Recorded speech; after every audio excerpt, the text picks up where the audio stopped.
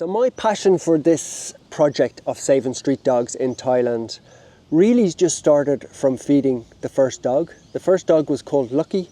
She was on my way home from playing football and I saw her on the streets and I stopped at the shop and bought her a little bit of food. It was one dog and I always get people messaging me about how they can get started, and that's really how you get started. Just do one small thing. That's grown into a place now where we feed 1,000 dogs, where we sterilise 5,000 dogs every month, where we rehome, dozens of dogs a year. So to start something amazing, you just need to take that first little step.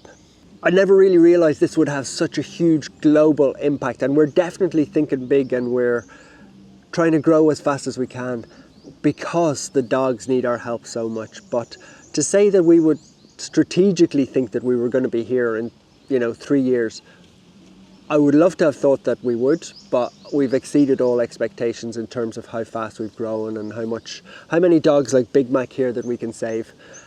So it's been fast growth, but there's so much more left to do. One person can have a global impact, but you need to also build a world-class team, which we're in the process of doing. Now, one thing that's really important to me is how the humans and animals live together. We share this planet and we have to do it as safely as we possibly can. Big Mac here is a really good example. He used to live on the streets. He's reached the latter years of his life. Now, he wouldn't always have been welcome wherever he went, and what we need to do is find ways of humans and animals living in harmony and doing so safely. So it's not just a case of saving street dogs, which we definitely will do and we continue to do it on a daily basis, but it's also finding ways of street dogs integrating into the community and also improving the lives of humans who live around street dogs. And that's by creating a safe environment and really nice places for dogs to live. Now, one thing that I learned very early on is that I wasn't going to be able to do much on my own. The best way to fix huge global problems or even small local problems is through collaboration. I'm very lucky that we've partnered with 10 organisations across Southeast Asia, which we help fund. We also have a growing team both here in Thailand, in the UK and America.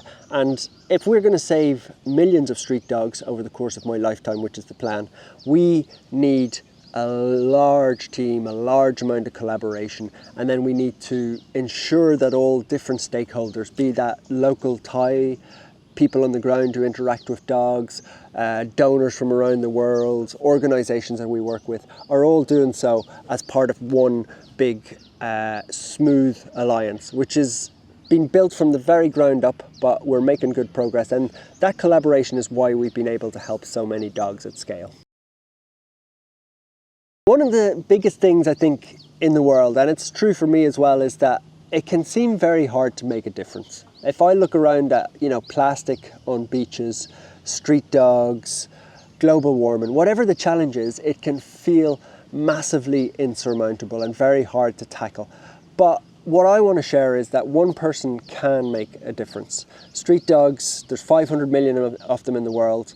It would be very easy to just walk away and say, I can't do it, or I can only help 5 or 10 in my local area. But I want to try and share a message that shows you that one single individual, that might be a person who has just come out of college, it could be somebody working in a large corporation, or it could be somebody that's dedicated their whole life to it. One person can make a huge difference, and I'm going to try and share with my story exactly how that happens.